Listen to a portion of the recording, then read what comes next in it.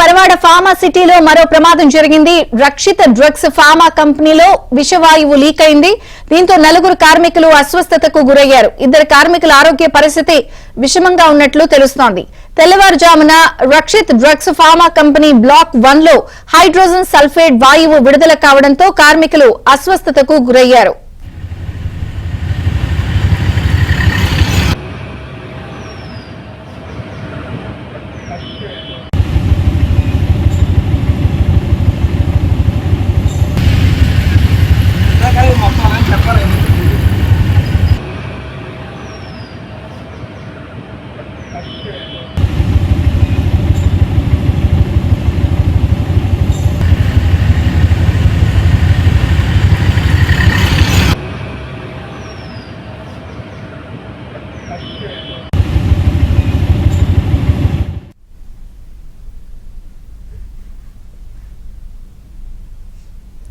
అనకాపల్లి జిల్లా పరవాడ ఫార్మా సిటీలో అగ్ని ప్రమాదం సంభవించింది.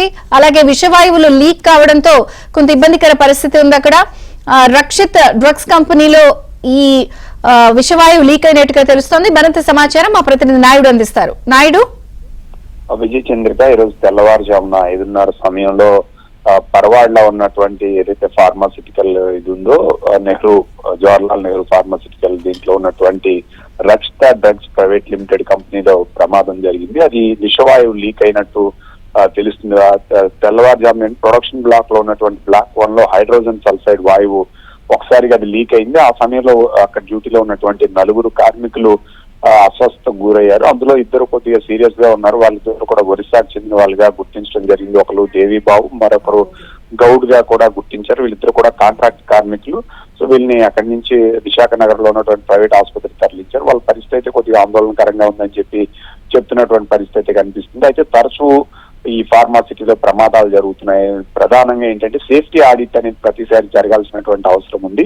అయితే దానికి తగ్గట్టుగా ప్రభుత్వం దగ్గర సిబ్బంది లేరనేది మాత్రం స్పష్టంగా తెలుస్తుంది. అయితే ఇందులో ఈ ప్రమాదాలకి విషవాయువు లీక్ అని ప్రమాదాలకి ఒక వంతు కొంత భాగం ఫార్మా కంపెనీల కారణమైతే మరోవైపు కార్మికుల నిర్లక్ష్యం కూడా కొంతవరకు కారణమవుతుందనేది ప్రధానంగా తెలుస్తుంది. ఎందుకంటే అది ఎప్పుడైనా పంపింగ్ చేసేటప్పుడు కానీ ఇవి కానీ సరిగ్గా వాల్స్ క్లోజ్ చేయకపోయినా లీకేజ్ ప్రధాన కారణంగా తెలుస్తుంది. మరో మెయింటెనెన్స్ లేకపోయినా కూడా ఈ ప్రమాదాలు జరుగుతూ ఉంటాయి. ఈ రోజు లీక్ అయిన దీంట్లో విషవాయువు పిలిచినటువంటి నలుగురిలో ఇద్దరు పరిస్థితి విషమంలో, ఇద్దరు నార్మల్ గానే ఉన్నారు. ఇప్పుడు వాళ్ళు ప్రస్తుతం ఆసుపత్రిలో చికిత్స పొందుతున్నారు. ఇప్పుడు ఆల్రెడీ జిల్లా కలెక్టర్ గానీ అలాగే దీనికి సంబంధించిన అధికారులు కూడా ఏం జరిగింది ఏంటని పూర్తి వివరాలు తెలుసుకునేటువంటి ప్రయత్నంలో ఉన్నారు. విజయ చంద్రిక.